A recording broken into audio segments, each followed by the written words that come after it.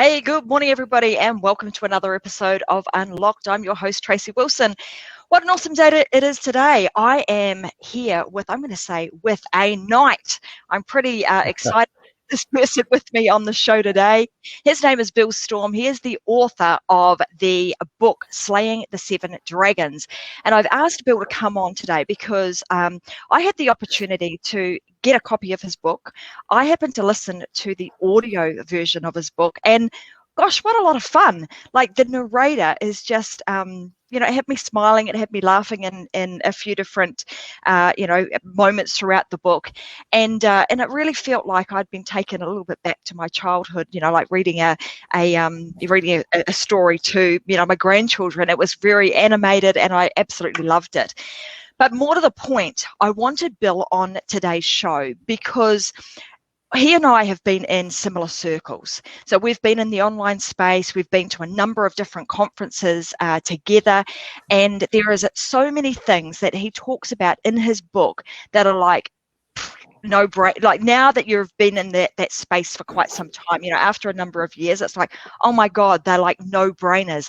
But at the time, as you were kind of starting out in business, particularly in the online space, and you're trying to navigate this world, it's like these are all these, he calls them dragons, like the slaying of the seven dragons. These seven dragons, they kind of sit over our shoulder, like this little guy here, for those of you that are watching on video right now, and can often prevent us from the real growth that we so desire.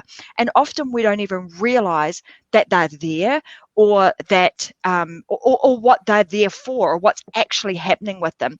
So I've asked Bill to be on the show today so that we can really start to strip back and uncover and identify what these seven dragons are, and then what the heck do we do about that? Like, what do we do so that we can be aware that they're there, be aware of their strengths and their weaknesses, and then know how to navigate our way around them so that those dragons no longer become kind of like the Achilles heel of your business, but become, the strength and the determination that they can fuel and give you fire to be able to move forward with some vigor and some pace in a really strategic and profitable, as well as thrivable business moving forward. So that's why I've got Bill on the show today. I think you guys are going to be in for a real treat when you get an opportunity to download his book, which if you stay to the end, we're actually going to give you a link that you can go to, and you'll be able to download a copy of Bill's book, the audio and the ebook version, for free. So, but you must hang around today. Also, you can ask some questions. So as per normal, we are live right now, Facebook, and also on YouTube. So if you've got any questions of us today, please make sure that you make use of this opportunity whilst we are live and ask the questions in the chat down below, and we will make sure that we answer them for you. So that being said, big introduction, but welcome to the show, Bill. Awesome to have you here. Thank you so much. Honored to be here. We are going to have a lot of fun with this. This has been a passion project and a lot of fun. So I'm glad to be able to share. Fantastic. Well, thank you so much. Hey, let's start here. Let's kind of go back a number of years, because I know there's a lot of, like, right now, we are literally last night, I live in on the Gold Coast of Queensland, and right now our state is in lockdown, and we're in lockdown for the next 3 days, potentially longer. And particularly throughout this pandemic situation that we've been in now for like over 18 months, it's really brought to the forefront people thinking about, how can I do things differently? How can I take what I know, what I do, what I sell, what I make, and actually be able to sell it and make a living and make a difference to other people, whilst also having some level of freedom, mind you, Yes. In a world that we live in now, because it's somewhat, well, it's extremely different to the world that we had, 2 to 3 years ago. Things have changed significantly. So this online space is very much I think, at the forefront of a lot of people's minds. And if it's not, we absolutely should be thinking about how do we capitalize, or how do we utilize this opportunity we have right now to use the tools and the resources that we've got, which so happen to be the online space. So let's kind of rewind a little bit to before you started in this, because I know you were in a corporate, you were in the corporate world, and there was a transition that you made. So let's kind of start there and give everybody a bit of an insight into what life used to look like for you, and why the heck are you doing what you do now?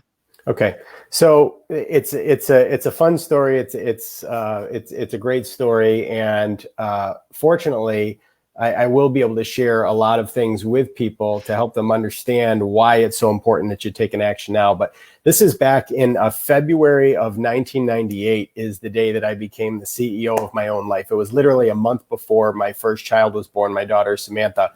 And I was in the corporate space, and I thought to myself, I can't do this. If I continue down this path, I'm going to be trapped into this. I'm not going to be able to provide the lifestyle that I really want.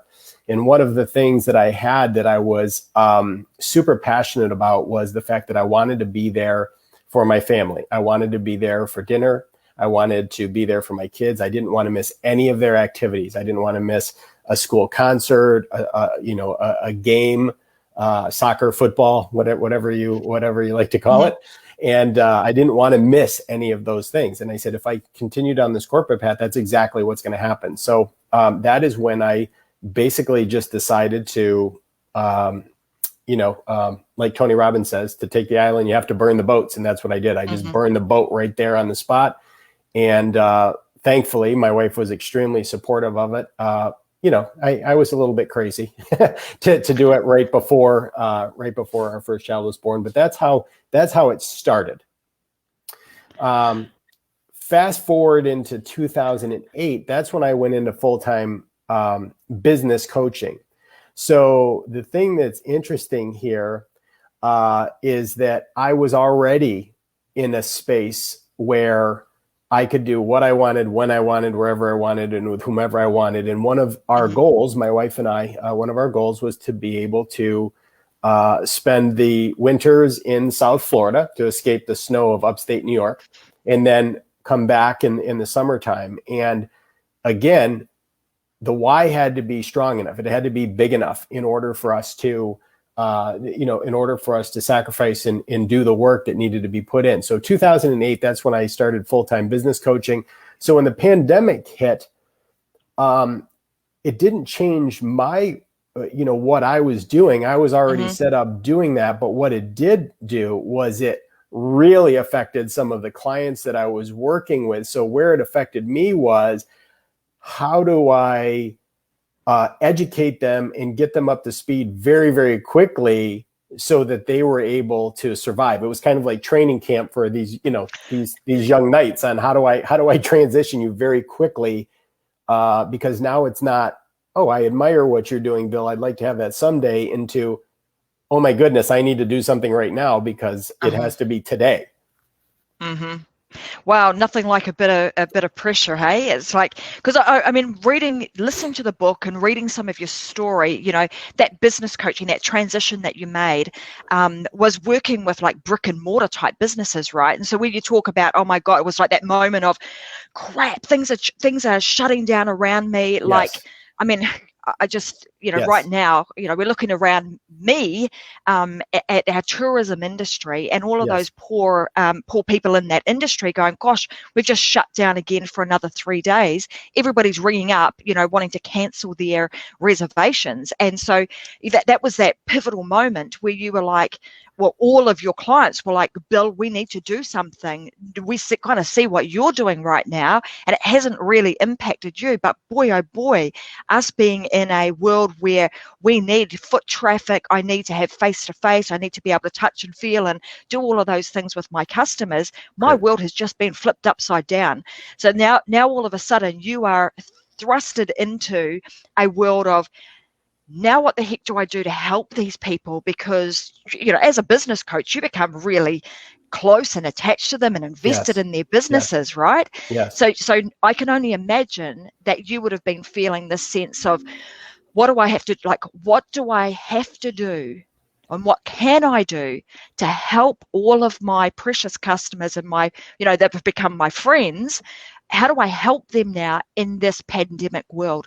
So now let's talk about that. So you've got all of these customers that are going, God, things are upside down. We need some help, Bill. What was that moment, and how did you start to quickly help them? Okay, so it actually, like most people, most of them procrastinated. They didn't take it seriously enough. They didn't see how long this was going to drag out. So they were just kind of waiting and waiting and waiting.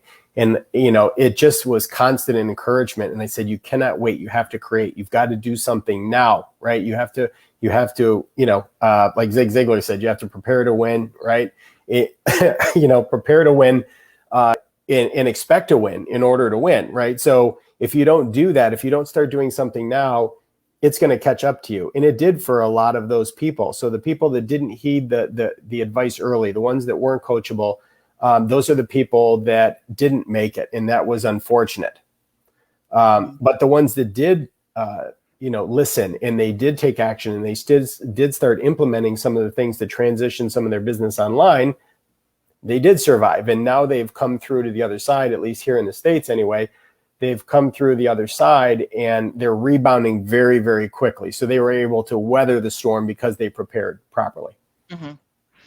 Absolutely. So let's kind of shift. We're going to shift some gears now, and let's start talking about, the book that you created, because writing a book is no easy feat. It takes a lot of time and effort to put that together and just coming up with the concept. And I love the concept that you came up around, slaying the 7 dragons. Mm-hmm. And like I mentioned right at the beginning, as we move through our journey as an entrepreneur, these are little dragons like this old mate behind me, they show up. Sometimes we don't even recognize that they're even staring us in the face. Yes. And asking us to do something about it. So how did you come up with that concept, and why did you go down the path of them being the dragons? Why do you even call them that? Okay, so this is fun. I'll show you. Here's the actual hard copy of the book. So you can see it's very Arthurian, right? It's got the, the dragons and the knights and the king and the whole 9 yards. And it's a funny story because I really wasn't into that much. I wasn't thinking about a book, and I wasn't into like fantasy type stuff all that much. I just really wasn't. But it's funny because now that I've written a book and I kind of look back, I tell this funny story now. Way back when I was in high school, when I was in high school, I must have been about 17 years old. And I was taking, I had to take a language for one of my credits. And so I decided that I was going to, I had been taking Spanish, right? I had been taking Spanish as my language requirement. In that particular year, I was a junior in high school, and they gave us a choice. You could either attend a regular class and do book work, or they had something in my high school that was called the Spanish musical. And the Spanish musical had a theme, and you had to write your own scripts. You had to make your own costumes. You had to, create the sets. And you had to do all of this without speaking English. You had to speak only Spanish. We had to create songs and all this stuff. So the theme that year was Sleeping Beauty. Well, in Sleeping Beauty, there is Maleficent, right? The Wicked Witch. And we had written in a dragon into that storyline, and that dragon was played by my really good friend Jim O'Rourke. So I ended up being one of the main characters. I was the prince. So back then, I actually have video footage of this somewhere, if you can believe it. I have video footage of this somewhere where I was back then, like 17 years old. And there's this scene on stage where I'm fighting this dragon. So I don't know, maybe it was just subconsciously or something came up, but that's been just something in my life. So the dragons represent challenges. It's just a way to represent a challenge in a, to theme it with the idea of the book. And that just became a lot of fun, being able to turn it into a storyline that way. that is like, I'm sure that there is something way back when that's obviously, still been there, that's like, oh, I could use that. And that analogy of, throughout life we have to slay these dragons, and using that as the metaphor for, those challenges that we face. So let's kind of start with like those that are starting out. So you very much work with nowadays those that are budding entrepreneurs that have got like brick and mortar businesses that are actually wanting to transition to online, right? Yes. So what are some of the main things, like in the initial phases, because it's a very different beast, right? Going from a brick and mortar to like, now I'm moving to this online space. What are some, and you tell the story inside of the book about the different dragons that you will face over time, and there's certain ones, it's almost like, you're knocking on the door and, well, oh my gosh, there's a dragon there, I've slayed that dragon, I get to move to the next, you get to move to the next stage, and then you got to slay that dragon. So let's talk through some of the challenges or the dragons that you have identified that people are going to face, and how do we recognize those, and what do you do about it? All right, so here's a little bit of fun, just so you know too. I thought the idea of writing a book was going to be very daunting, but the book that I wrote is, obviously being used for online business. So it's a lead magnet. It's 92 pages, but the thing is it literally only took me 90 minutes to write the book. Okay, so what's funny is you go back to the whole idea about the pandemic. What the pandemic did was it gave me pause to think about what challenges my clientele had. And what I discovered was that most of them didn't have a clear message.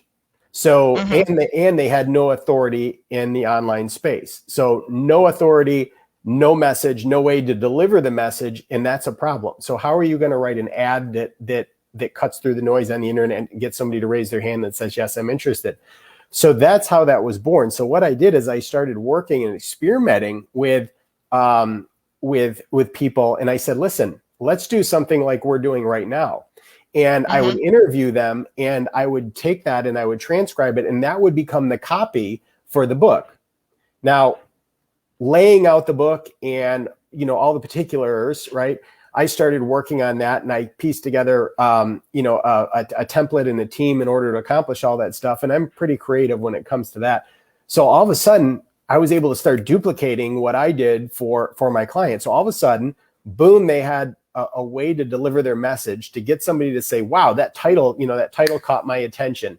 Yes, I want a copy of that. So then I took the idea of like the idea of like the perfect webinar script and started laying that out within the book, so it would get the prospect to connect with someone emotionally and then tie it in with logic, so that they would see that, yes, this is the person that I wanted to do business with. And what was really cool about it was we were finding is that it was giving those people an unfair advantage over their competition, because they were doing something different than everybody else was. While everyone else was complaining that there was all of these problems and there was no business, all of a sudden these people were online dominating and getting people to raise their hand to say, yes, I'm interested in you. Yeah. Fantastic. And I love the fact, Bill's talked, one of the things that he's spoken about here was the perfect webinar script. And if you guys are not familiar with that, it's a script that is used to create online presentations. And it was coined by, that particular perfect webinar script was coined by Russell Brunson, who's the owner of ClickFunnels. And so Bill being able to use kind of a lot of the techniques and the I suppose a fast track strategies to be able to pull something like this together, and then say, well, you need a way of being able to, create an unfair advantage, making sure that you're building your influence and your authority. You've got a message that's really dialed in so that your audience goes, oh my God, he's talking to me, or that that message is for me, Yes. because they resonate with it, and you're finding that connection. And I love that, because that's actually, in alignment with the stuff that we teach too inside of our programs. Mhm. We call it the ACE method, building your authority, and then building connection, and then getting exposure. So I love the fact that you're talking, right up my alley, as far as, that type of a strategy is concerned.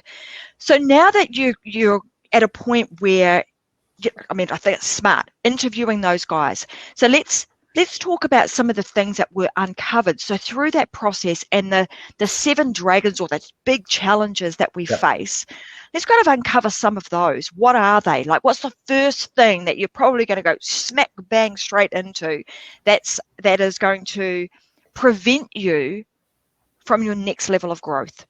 Okay, so one of the reasons in my message for my book, you see the subtitle, I called it the Entrepreneurial Hero's Guide, not the kick in the tire, I'm lazy person guide, right? It has to be somebody who's got that hero spirit, somebody who's got that non-quitting spirit, somebody who's willing to cross the bridge, cross the bridge and cut the ropes, and not give themselves an out to fail. They have to be in it. So the first dragon, I call it the white dragon of doubt. And this is the one that crushes most everyone right out of the gate. And I'm going to quote the late, great Zig Ziglar again. Zig said, "You cannot perform in a way that is inconsistent with the way you see yourself." Okay? You cannot perform in a way that is inconsistent with you see yourself. And the challenge is that most people that are thinking about starting a business online or transitioning online, they don't have the confidence in themselves because they have some limiting beliefs that they have in their that they're unconsciously. That's how they're making their decisions. They're making them unconsciously. In fact, I've been doing a lot of research on the brain, and what I understand now is that 97% of the decisions we make are based from unconscious thought, based on conditioning that we've had since we were kids. We didn't ask for it. Generally, it's something that our parents believed and they passed down, and they got it from their parents. So there's these limiting beliefs that says, oh, I could never do what you did, Bill, because, I don't know how to write a book. I wouldn't even know where to start. Or I can't do this online thing because, I didn't grow up with technology. So, I'm technologically challenged. That's not going to work for me. And the list goes on and on and on. So this big list of why I can't do something stops people. And you see that every single day. So you have to be cut from the entrepreneurial cloth. You have to be the brave knight. You have to be the Rocky Balboa. No matter how many times you get hit, you get back up again. And you have to take those limiting beliefs and put them on trial to see if they're really true or not. And if they're not true, if somebody else is actually doing or accomplishing what it is that you say is impossible, well, then we need to convict them and kick them out and replace them with some new empowered beliefs that are going to move you forward.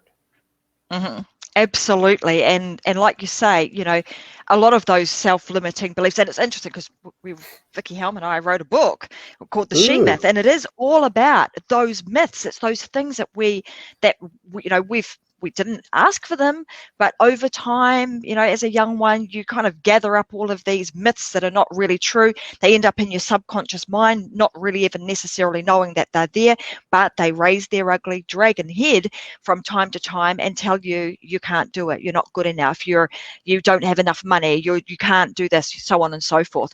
So so that if you don't deal, and I'm glad that you've kind of brought this up right at the get-go, because if you don't deal with a lot of that and you don't recognize that is the case early on, then it rears its ugly head further down the track. Like, it's still going to be there, isn't it? Like, you've got to address that as early on as possible. You do. So some of the things I noticed that throughout the book, you were talking about some strategies and some techniques about, what you need to do. And it's like that self-identification, or becoming aware of what's the narrative actually playing in, what's the record that's playing in the back of our mind, and starting to get that down onto some paper and actually getting it out of your head so you can write it down. Like you say, statistically, I think it's something like we have over 60,000 thoughts a day, and 90% of those are negative. Yes. So this piece that you're talking about, like, it occupies most of your mind. And if we can identify that and do something about it early on, you're going to have a lot more a lot more opportunity for success. That's kind of like, you call that the white dragon. Yeah, if I'm correct, it's like Correct. the white dragon that's like, he's out there. Yes. All right, the next thing that once we've kind of addressed that, you come and knocking at the next door. It's like, okay, now I want to do more. I want to be more. I've realized that I've had these self-limiting beliefs, but I'm working on it, and I want to move forward. What's some of the next things that you're going to encounter? Okay, so the next dragon that I've got on my list is the yellow dragon, and I call it the yellow dragon of overwhelm. And the reason this one is so important is because many of us start out, or too many of us start out thinking about, how can I do this quickly and how much money can I make? So what's the fastest way for me to get there? Versus thinking backwards and saying, what do I want my life really to be like? So what ends up happening is we start creating a business model that isn't going to give us the outcome that we were looking for in the first place. And I'll just give an example. So back in 2008, I had a business partner. And, the discussion was about, how do you get, we called it your gross, right? How do you get your gross income up as fast as possible? How many sales do you need? How many this is and that's? So what ended up happening is I ended up doing a lot of teaching. So I did a lot of teaching webinars, and then I would, if somebody needed more help in the area or whatever, I would have a conversation, and sure enough, I'd build this relationship, and it became to the point where they wanted me, right? They wanted to talk to me all the time. So what ended up happening was I worked and worked and worked, and I grew our income very, very quickly, but I created this business model that I didn't want at all. I was working 10 hours a day on the phone nonstop. I was exhausted by the end of the day. I didn't have anything left in me to have a conversation with my wife. I didn't have enough energy to even, to play with my kids the way I wanted to back then. And I said, what did I do? What did I just do? I created this whole business model that doesn't serve me at all. All I did was, I was one-tracked on someone else's goal. Mm-hmm. So that's a very dangerous one when you're first starting out. And when you get it, especially when you get into some of these different groups we've been into, peer groups and stuff, big numbers will be thrown around a lot, and you can buy into that. You can get sucked into that idea of these different numbers. And what you need to do is you need to step back away from that and say, wait a minute, it's not the number that I'm after. It's the end result of what I'm going to get by creating this business model around what I want my life to actually be like. Mm-hmm. Absolutely. And how interesting that you've brought that up in terms of, because that is something that is spoken about, particularly in the online space. It's like you're aiming for, and I'm just going to put it out there, create $1 million business, or create a multi-million-dollar business, or a $10 million. And so therefore people get into that mindset of, I'm striving for that number at whatever cost. And I'm going to just, the way to get there is, I believe I've got to hustle and grind without, like you state, saying, well, what do I want my lifestyle to actually look like? And then reverse engineering that. And sometimes even going, do you know what? To have that lifestyle, I actually don't need $1 million. That's I don't true. need $1 million to create that lifestyle that I actually want, which is quite interesting. And I know that in the space that we're in too, there's been some numbers thrown around as to how much you actually need to create a really good lifestyle, and it's nowhere close to the $1 million mark. So interesting that you should talk about that that again early on in the piece. I want to ask this question. So when you're starting out, let's say, because there's a lot of people that, in particular in the brick and mortar space, or in any space for that matter, who are starting out and they mightn't have a lot of financial backing. So they're starting from ground zero with nothing. How soon do you think, because I think this is coming up in the next kind of, the next challenge that we face, but how soon after you have come up with what do you want your business to look like, do you have to start implementing the things that you need to do to get stuff off of your plate? Because in the initial stages, most think, I've just got to get stuck in, I've just got to do what I've got to do to get this up and running. Then there comes a time where maybe that's just not sustainable anymore. Yeah, well, one thing that I know for sure is that if you're trying to wear all the hats in your business, eventually that's not going to work anymore, provided that you are trying to, hit a higher number, right? So let's just say, for example, that your goal is to do $20,000 a month. I don't need a big team to hit $20,000 a month. I really don't need that. I can do that I say this just because of my experience now, because I have figured out what works and what doesn't work and how to be efficient. I can do that part-time and hit those kind of numbers, right? But even if you don't have the skill set yet, hiring a big team too early on, I think, is a mistake. And until you know what the end result is going to be. So here's an example. Some people are really, really poor, me, really, really poor at building and running teams. And the reason I say I'm poor at it is because I don't enjoy it. That's like one of those things that just gives me anxiety, and it literally robs me of the freedom that I want, because I don't want to have to be accountable to show up at a team meeting every week. That's, to me, that's prison. I don't like that. But I do recognize what things that I'm really good at and where I should be spending my time. And I know what things that I'm not so hot at. Now that I won't hire an employee or a team member, but I will find somebody who is just absolutely electric, somebody who's just amazing at that piece, that can do it better than me, and that actually, likes geeking out on that part of the business that I don't like to do. And that, to me, that creates freedom. That's something that I would enjoy. So I would say first is, decide what you want, decide what you don't want, decide what your number is, then talk with someone who is experienced as a coach and figure out what's the fastest and most efficient way in order to be able to get there. And then you'll be able to decide on whether or not you actually need a team of people, right? And it depends on what kind of business you're setting up as well. Because that I think is also one of the dragons that you talk about, is this sense of division. So let's explain to everybody, and I think you talk about this as the purple dragon. It's like this concept of the whole is only as good as the sum of its parts. Yes. So let's kind of elaborate on that a little bit. Okay, so in this case, I'll use like a superhero analogy. I don't know if I'm not big into superheroes either, but most people know who Spider-Man is, or, the Incredible Hulk, right? They make up the Avengers. So whatever superhero maybe you identify with, right? You can identify with one and you say, okay, well, Spider-Man is amazing. So I'll pretend that I like Spider-Man. And I say, okay, well, Spider-Man's amazing, and he can, guard the city against all kinds of bad guys.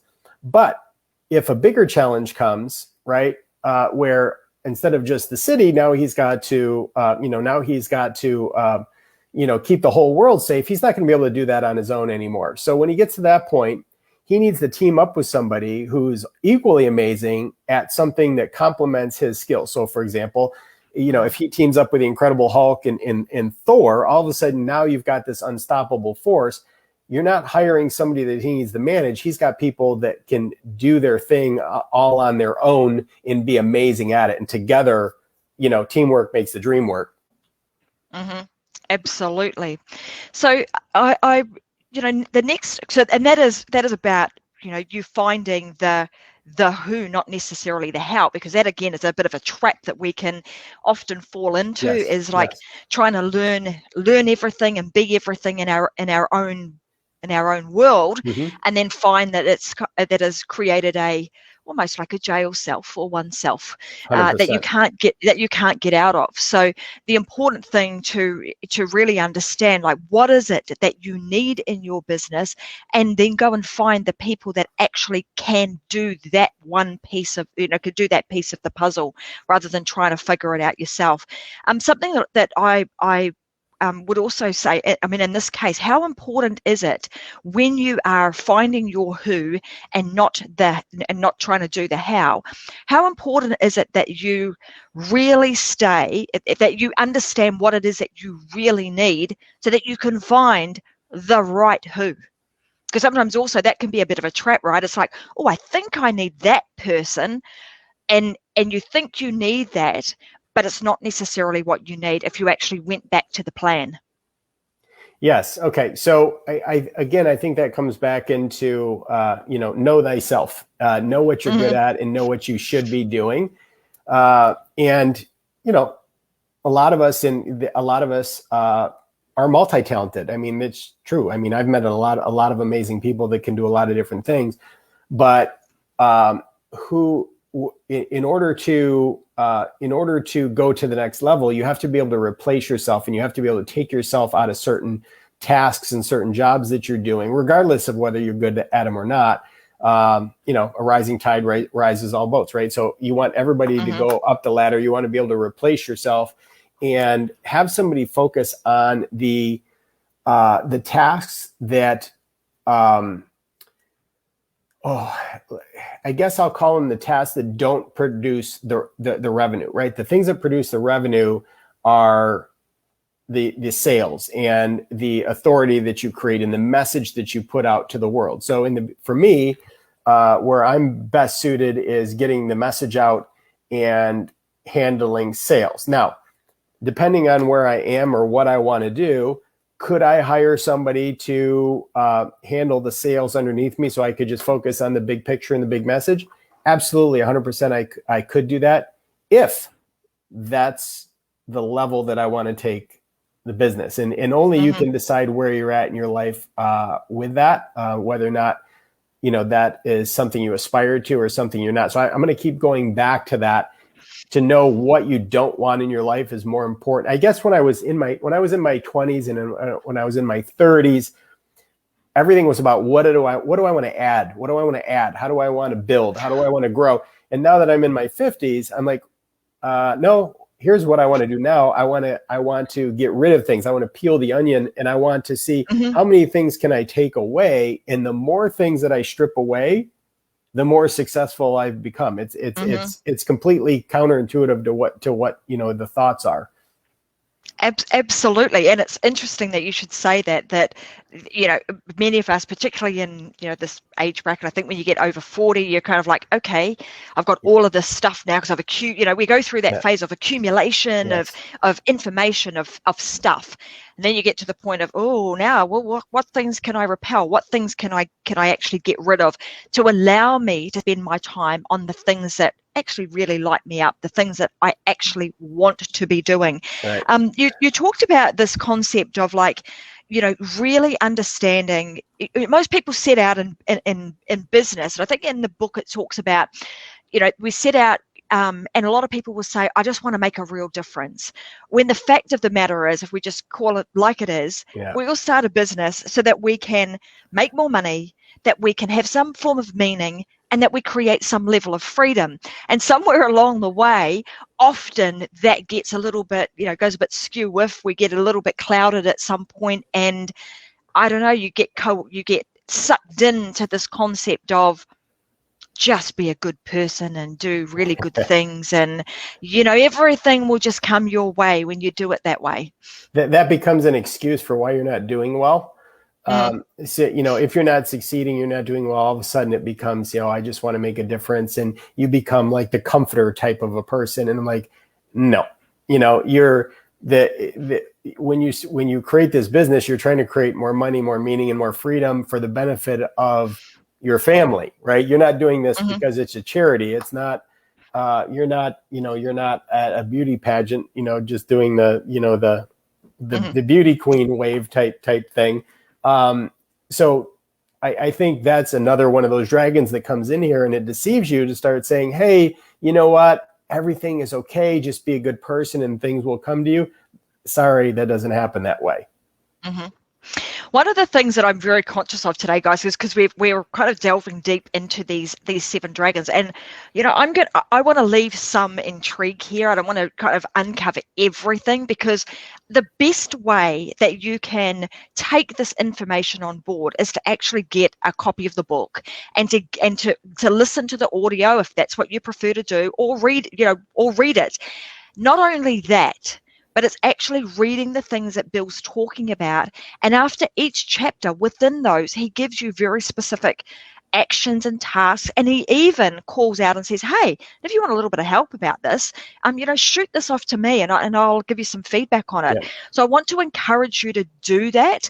The place that you can go to get a copy of the book, and it is, he's very generous, it's free. Right, you can go over to www.slayingthesevendragons.com and get yourself a copy of the book, and just start, listen to it over the next few days. You'll be pleasantly surprised when you start listening to it. You'll have a bit of a chuckle like I did, because it's very well, it's interestingly narrated. I think the guy that Bill has, that's done the narration, has done a fabulous job. So have a bit of a listen and really take on board what he's talking about, because these seven dragons are either going to stay there behind your shoulder and be like roaring at you without you even realizing it, and preventing you from moving forward and creating the business that actually fuels your life, not the other way around. We don't live to do, to be doing your business 24/7, and that's the only thing you do. Never forget that the reason that you want to start your business is so that you can have more money to be able to do the things you want to do with your family, create more meaning, and create some level of freedom in your life. That's what you want to do. That's what the Unlock Show is all about. So I want to make sure that I just get that message, that I wanted to share that, get that message across, and to encourage people to go and get a copy of the book, like I said, is for free. So without giving too many more of these dragons away, because I don't want to uncover everything, we want to make sure that people want to go and actually to read the rest of the book. What are some of the other things that you are just like, this is a big roadblock, like you need to understand this particular piece of business, and this is potentially what you need to do to help you move forward? What would be maybe 3 pieces of advice you would give people? Okay, so this is particular. I'm gonna speak particularly to a lot of the people that are even in our own peer groups, because I think this is important, because I've seen too many of those people fail to get past go. There's a kids game. I don't know if you've ever played it, but it's called Chutes and Ladders. For you Aussies out there, or Kiwis, snakes and ladders. Okay. So what happens is, right, you make the wrong, you start to climb the ladder of success, and all of a sudden you hit the slide and the chute, and you go right back down to zero again. And no one wants to admit that that's happening, right? Everybody wants to put on this face that everything is okay and they're doing well and everything is fantastic, when it's not. And there's not a good reason to continue doing that over and over and over again. We're all smarter together. So I think it's really important that you surround yourself with people that are on the same mission as you, but don't hang around the people that just want to hang out, because that's what happens a lot. I see a lot of people that they like to get together at the events, and they like to hang out, and they like to have fun, and they like to, be seen, but they're not really accomplishing anything. So the people that you hang around, the people you surround yourself with, have to be focused, and they have to be good accountability partners to say, hey, Bill, you're all over the place, man. You stay focused on one thing, stay focused on the goal. And don't be the smartest person in the room.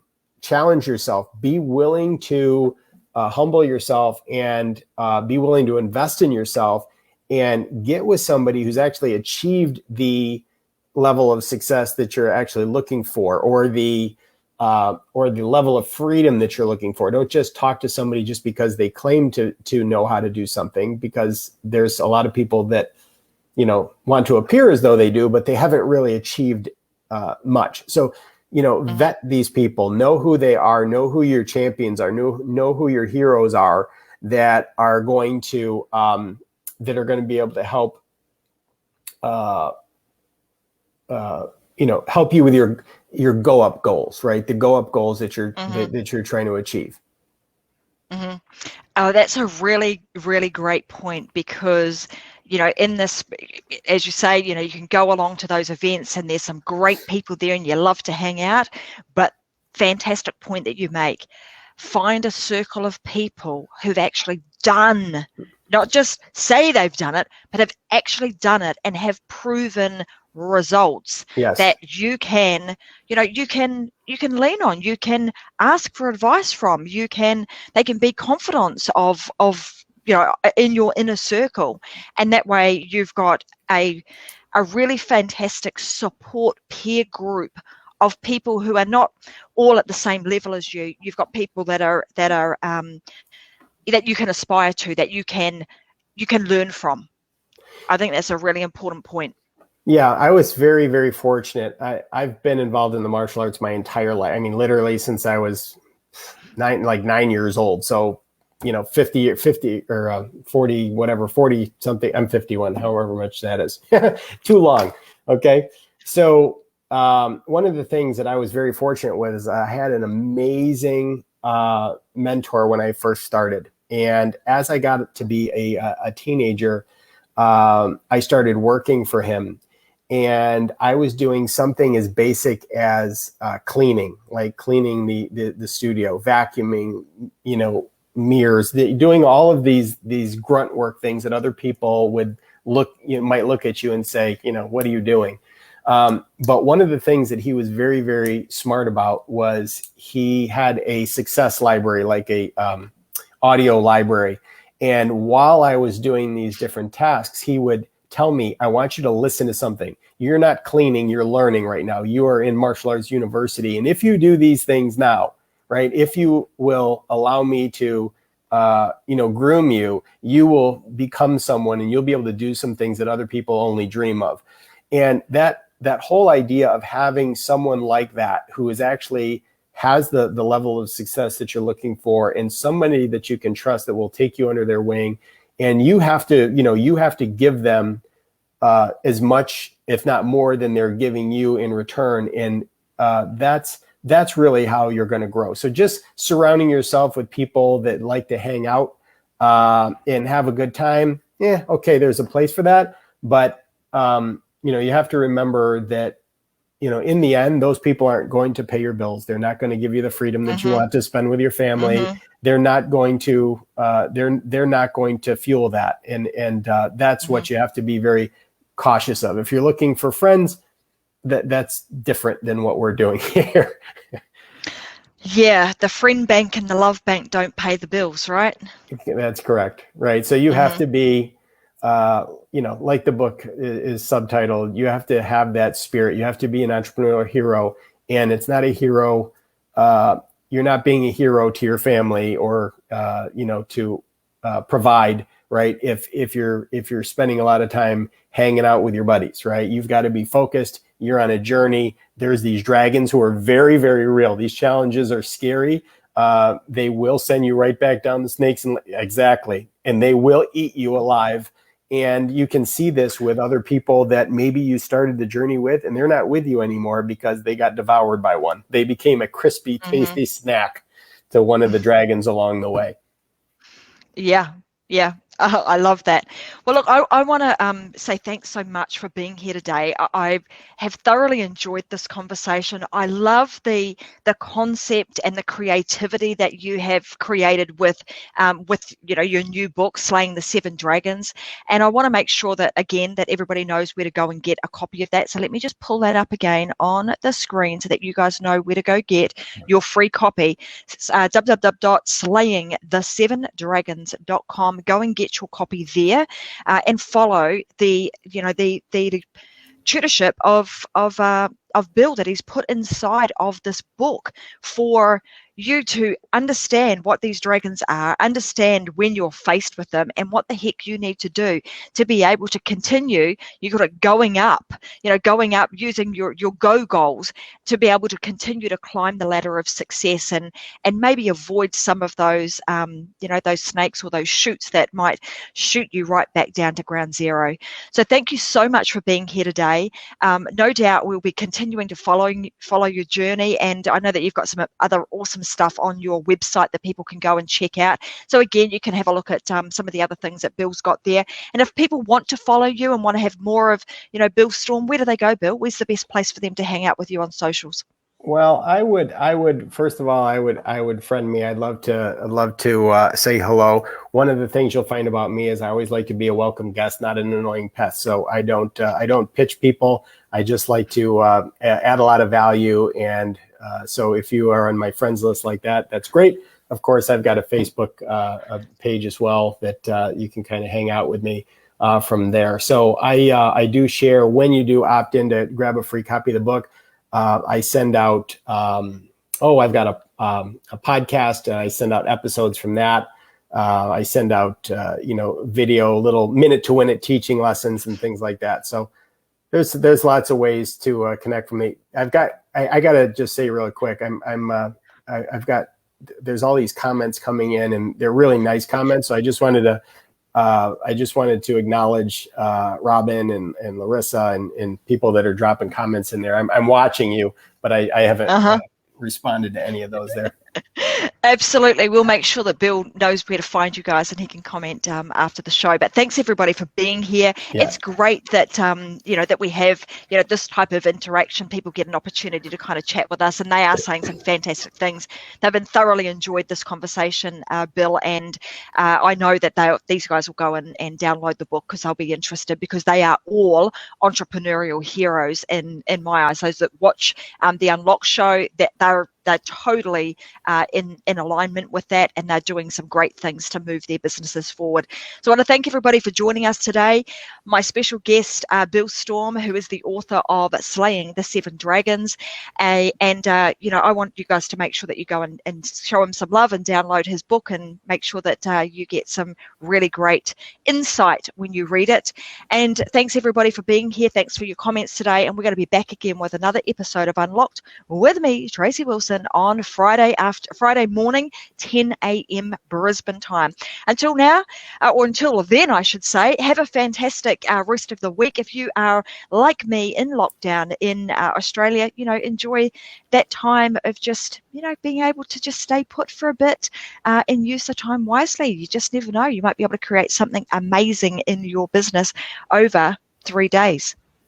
All right, guys, have a fantastic rest of the week, and I'll see you again soon. Tracy, thanks so much. Bye-bye. Thanks, Bill. See ya.